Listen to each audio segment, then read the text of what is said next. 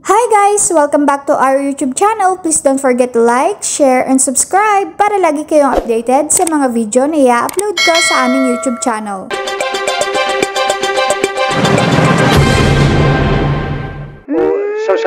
Halimbawa po ako, kaupo. Opo.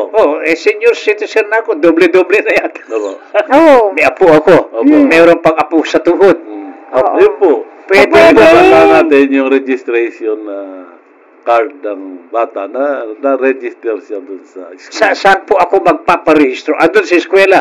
Sa akin po opisina. Sa opisina po Dito rin. na pala. Oo, kakait. Mabuti na. Ngayon ko lang narinig Nagkausap ito. mo.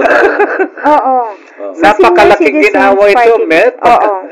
Opo, binibigyan tayo ng slot ng chat sa mga ganyan. Medical assistant. Educational assistant. Oo. Para sa mga apo. Oo. Yeah. Ilang apo naman ang po pwedeng i-register? Isa lang. Basta meron pong tayong isa hanggang